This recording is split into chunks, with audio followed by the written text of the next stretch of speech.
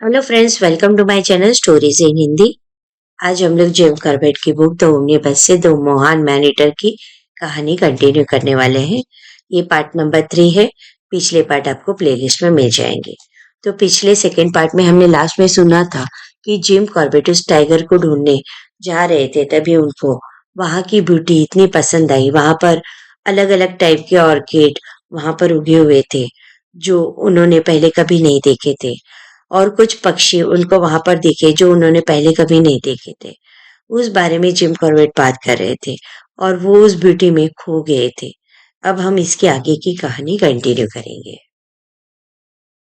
अपने गर्दन को बचाते हुए, पगडंडियों पर नजर रखते हुए, नेचर के सौंदर्य का आनंद लेते हुए, जंगली आवाजों को सुनते हुए वो चले जा रहे थे।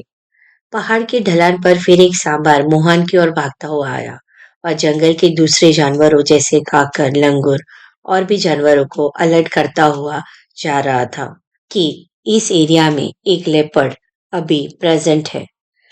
टाइम काफी तेजी से बीत रहा था। तब उन्होंने देखा कि ढलते हुए सूरज के सामने आगे निकली हुई चट्टान पर वो खड़े थे। वो इलाका सबसे खतरनाक था। चट्टान के ऊपर घास पर वो टाइगर लेटा हुआ था। अब सड़क पर आता जाता हुआ हर कोई जीव उसकी दया पर ही डिपेंड था।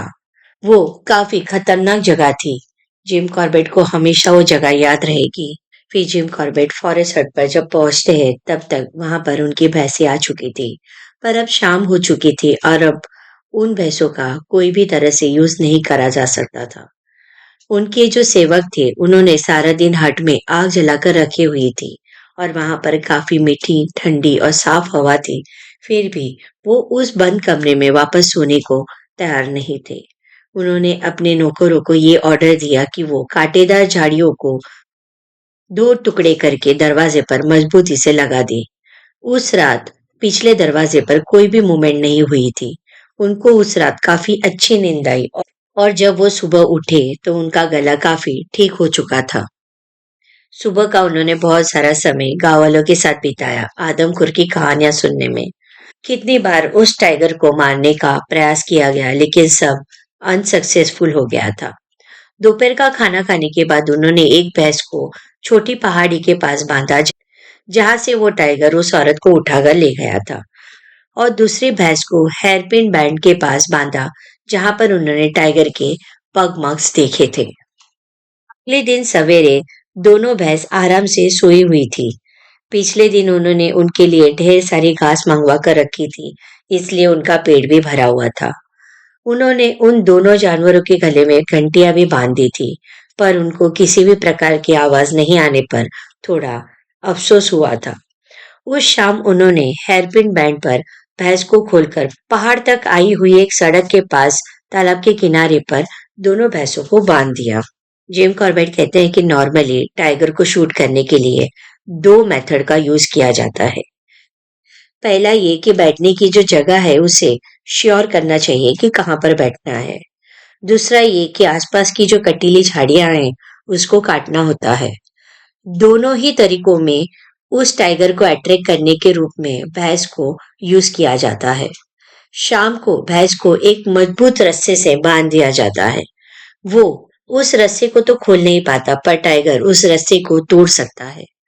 भैंस को मचान के पास बांधा जा सकता है और उसके बाद मचान के आसपास अगर झाड़ियों से ढकी हुई कोई ऐसी जगह है जिसमें टाइगर अपने शिकार के साथ छुप सकता है, तो उस जगह को साफ करना बहुत ही जरूरी होता है। उस समय इनमें से कोई भी मेथड यूज करने जैसा नहीं था, क्योंकि उनका गला काफी ठीक होने पर भी अभी भी उनको गले में दर्द था। वो ज्यादा देर तक बिना खांसे नहीं रह सकते थे और आसपास का जो एरिया था वो घने जंगल वाला था।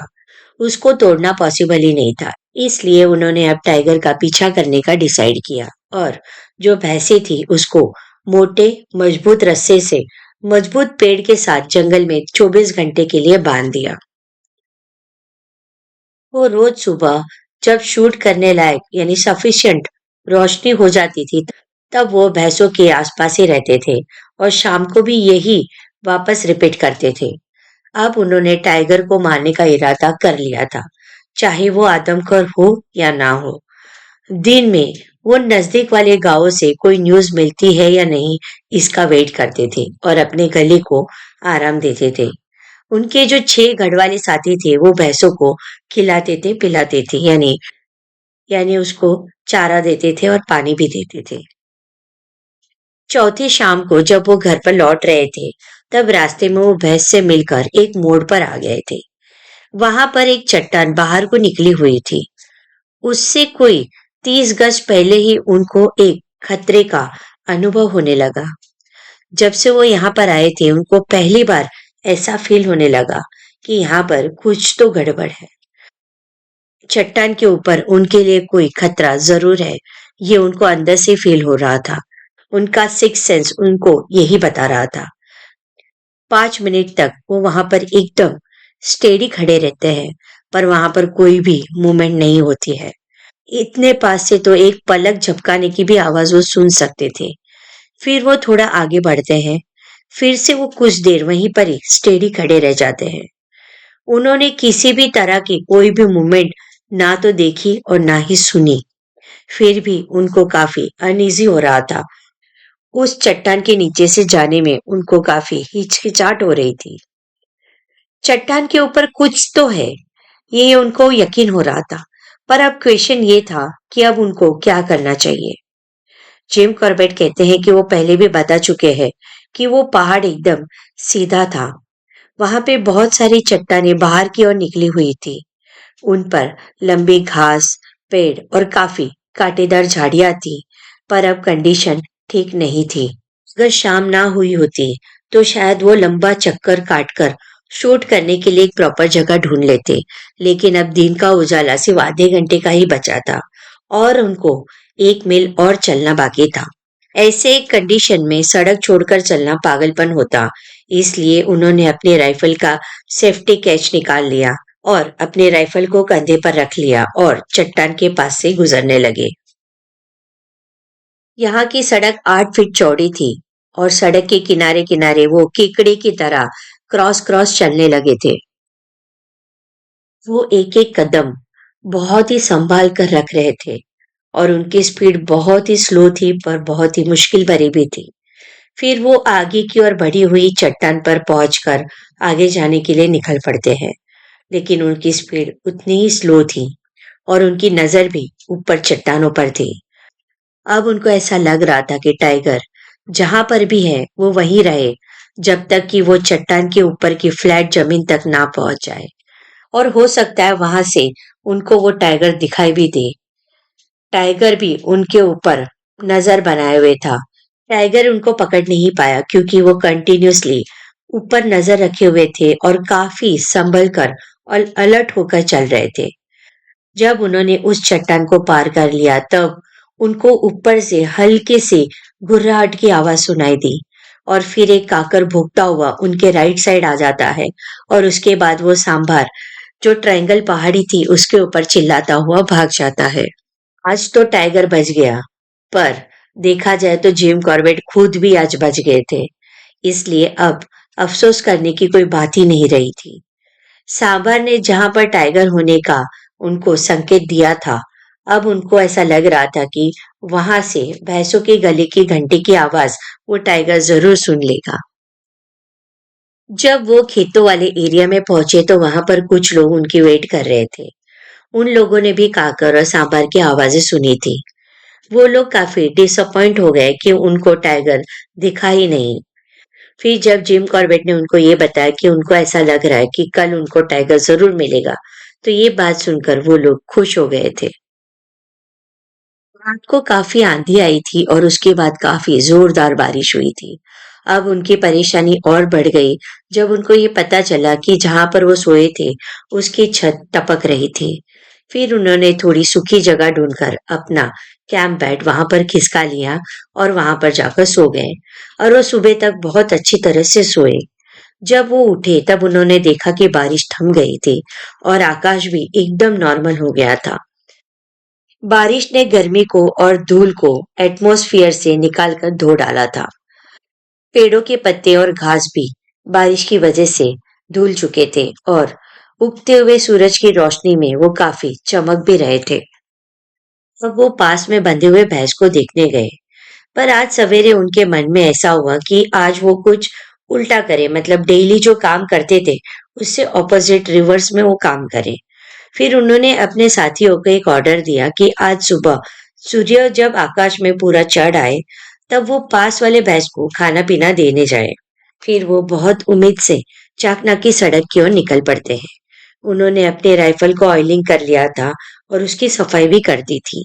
उनकी राइफल 450 400 की थी, जो बहुत ही एफिशिएंट थी और उनके साथ कई सालों से एकदम वफादार फ्रेंड की तरह थी। उस राइफल ने उनको कभी भी धोखा नहीं दिया था। पिछली शाम को जिस बाहर निकली हुई चट्टान से उनको इतना प्रॉब्लम हुआ था, वहां पर आज उनको बहुत ही नॉर्मल लग रहा था। उसे पार करने के बाद वो एक पगडंडी की और सॉफ्ट मिट्टी पर टाइगर के पग मार्क्स को ढूंढने निकल पड़ते हैं। कुछ दूर तक तो उनको कुछ भी नहीं मिलता है। फिर पहाड़ के पास थोड़ी नरम और सिलन वाली मिट्टी थी, जहां पर उनको टाइगर के पैरों के निशान दिख जाते हैं। यहाँ से पास ही एक रवीन की और 3 या 4 फीट ऊंची चट्टान थी। पहले जब भी वो इस रास्ते से चलते थे, उनको सड़क पर एक ऊंचाई वाला रास्ता दिखाई देता था, जहां से वो 40 गज दूरी पर बंधे हुए उस भैंस को देख सकते थे। आज भी उस जगह पर वो खड़े होकर ये देखने गए कि भैंस वहां पर है या नहीं, पर उन्होंने देखा तो वहां पर भैंस नहीं थी। अब उनके लिए ये बहुत ही सरप्राइज बात थी और उनको ये समझ में नहीं आ रहा था कि इतने मोटे रस्से से बांधी हुई भैंस वहां से कैसे गायब हो सकती है। अब टाइगर भैंस को जंगल के बीच ले जाए, इसके लिए उनको किसी पेड़ पर या जमीन पर बैठना होगा। पर अब उनके लिए ये पॉसिबल नहीं था, क्योंकि उनका गला अभी भी बहुत खराब था। अब उनके लिए सरप्राइज की बात ये थी कि 1 इंच गोलाई के मोटे रस्से को, जिससे उस भैंस को बांधा गया था, उसको तोड़कर टाइगर उस भैंस को कैसे ले जा सकता है। अब जिम कॉर्बेट ने पतले से पतले रबर सोल के जूते पहने हुए थे। वो चुपचाप उस पेड़ के पास चले जाते हैं जहां पर उस भैंस को बांधा गया था। वहां की जमीन पर जब वो ऑब्जर्व करते हैं, तब उन्होंने ये देखा कि भैंस को तूफान आने से पहले मार दिया गया था और फिर जब बारिश बंद हुई उसके बाद वो टाइगर उसको वहां से ले गया था। उस भैंस का कोई भी बॉडी पार्ट्स खाया नहीं था। रस्से के 3 हिस्सों को उस टाइगर ने दांत से काट दिए थे और जो चौथा हिस्सा था उसको खींचकर तोड़ दिया था। ज्यादातर टाइगर रस्सों को कभी भी दांत से नहीं काटते, पर यहाँ तो ऐसा ही हुआ था। भैंस को जब उठाकर पहाड़ से नीचे की ओर मोहन गांव के डायरेक्शन में वो टाइगर ले गया था, तब उन्होंने जो प्लानिंग की थी वो बुरी तरह से फेल हो चुकी थी। फिर भी बारिश ने उनकी मदद कर दी थी, क्योंकि कल तक जो पत्ते लकड़ी की तरह सूखे थे वो आज भीग गए थे और अब उन पर चलने से आवाज नहीं होने वाली थी। इसलिए उनको इस चीज का बेनिफिट होने वाला था। अब अगर जिम कॉर्बेट कोई भी गलती ना करे तो शायद टाइगर ने जितनी मेहनत की थी वो सब उसकी फेल हो सकती है। जिम कॉर्बेट कहते हैं कि जंगल में एंट्री करते समय अगर गोली चलाना जरूरी हो जाए तो उस समय राइफल को खाली हो जाना ये सही नहीं माना जाएगा। जब तक वो राइफल में कारतूस प्रॉपरली भर ना ले तब तक उनको श्योर नहीं हो पाएगा कि उनकी राइफल सही है या नहीं। जिम कॉर्बेट कहते हैं कि अगर आपके पास पूरे हथियार ना हो और इसमें अगर आपकी लापरवाही हो जाए, यानी अगर आप टाइगर को मारना मिस कर दे, तो उस वक्त कोई भी बहाना नहीं चल सकता। इसलिए जब वो ऊपर से झुकी हुई चट्टान के पास पहुंचते हैं, तब वो फिर से अपने राइफल को खोलकर कारतूस निकालते हैं और देखते हैं सही है या नहीं, और फिर उस कारतूस को बदलते हैं। फिर वो राइफल का सेफ्टी कैच कई बार ऊपर नीचे खिसका कर भी देख लेते हैं, ताकि लास्ट मोमेंट में उसमें कोई प्रॉब्लम ना हो जाए। टिम कॉर्बेट कहते हैं कि उन्होंने कभी भी कॉक्ड वेपन कैरी नहीं किया था। फिर वो उस जानवर को खींच कर ले जाने वाले रास्ते पर, मतलब जहां पर उसके निशान बने थे घिसटने के, वहां पर वो चल पड़ते हैं। विम कॉर्बेट कहते हैं कि ड्रैग ये शब्द उसको डिस्क्राइब करना भी मुश्किल है, क्योंकि टाइगर कभी भी कोई भी जानवर को खींचकर लेकर नहीं जाता है। उन्होंने एक बार एक यंग गाय को 4 मील तक उस टाइगर को उठाकर लेते जाते हुए देखा है। अगर शिकार बहुत भारी हो तो वो उसे वहीं पर ही छोड़ देता है। ड्रैग मार्क्स के जो निशान है यानी जो खींचने के निशान है वो कितने गहरे और कितने हल्के हैं, ये उस जानवर पर डिपेंड करता है कि वो कितना भारी और कितना हल्का है वजन में। एग्जाम्पल के लिए अगर शिकार सांबर है तो टाइगर ने उसको गर्दन से पकड़ रखा है, तो उसके पिछले पैरों की घिसटने के निशान जमीन पर साफ साफ दिखाई देंगे। और जब टाइगर ने शिकार को कमर से पकड़ा होगा तो उसके निशान बहुत हल्के या फिर जीरो होंगे। उस भैंस के बारे में बोला जाए तो टाइगर ने उसको गर्दन से पकड़ कर रखा था, जिस वजह से उसकी पिछली टांगे जमीन पर घिसट रही थी और जिसके गहरे निशान वहां पर बने हुए थे, जिसको आसानी से फॉलो करके उसके साथ साथ चला जा सकता था।